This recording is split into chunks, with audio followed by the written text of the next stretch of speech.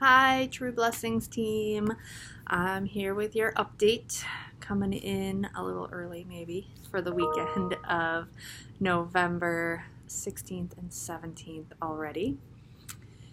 So this is our second week of talking about how God is worshipped. There's a bunch of Psalms listed here that you can read just to prepare your heart for this moment as well. Psalm 27, verse 6.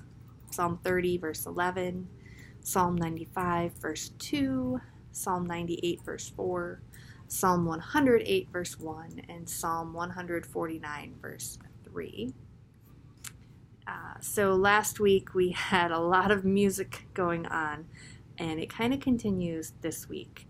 We're going to be making little jingle bell shakers, so we'll have bells and some of those pipe cleaners so the kids can make their own shakers, which they can then use in their freeze dance, which is the second explore activity. And there is a CD player in your room with a stack of CDs there, so feel free, even like after they've cleaned up and pushed their chairs in, maybe you can take 5 minutes, maybe not 5, maybe you can take a few minutes and do a couple rounds of the freeze dance before they even go in for their lesson, or take it in and use it as a game at the end of the lesson.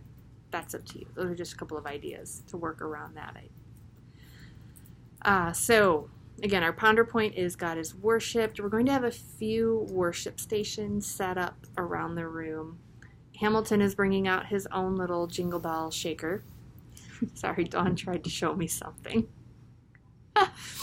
So we'll have a few worship stations around the room, and we'll just talk about different ways that we worship God. We don't want it to have to seem like this big thing. I read an article today about how are we teaching kids to pray? And are we teaching them that they have to be still, that it has to be this perfect thing, and they better not mess it up or God's not going to answer them? Or are we teaching them that it's a natural conversation between you and the God who made you, the God who loves you? And with that sort of fear and pretense can fall away. So with this whole theme of God is worshipped, we want to encourage the kids that there are so many things we can do that are worshipful to God. When we are grateful for the gifts God has given us, that is worship. When we even enjoy the sunny day that He's given us, that can be worship. We can worship God when we're alone. We can worship God when we're with others. We can worship God through the gifts and abilities that He has given us. Like, are you a great dancer? Do you love to draw? What are those things that God has given you the special ability to do that you can then use to worship God? Like your ability to love and train kids. God has equipped you with that, and you are using it as an act of worship to Him.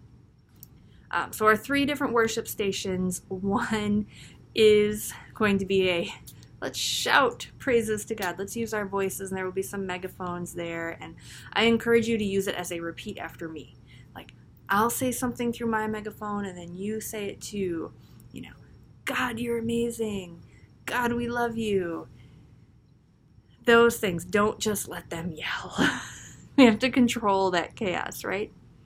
Our second station is more of an art station, so I'll have a big piece of butcher paper laid out and some crayons, and the kids can just draw whatever they want on there.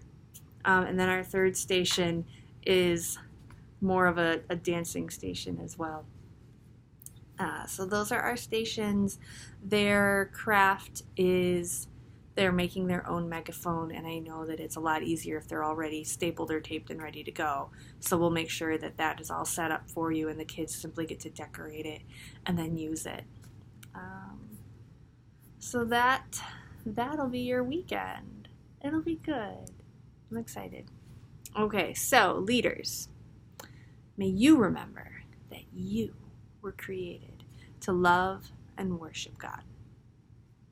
I'll see you this weekend. Bye.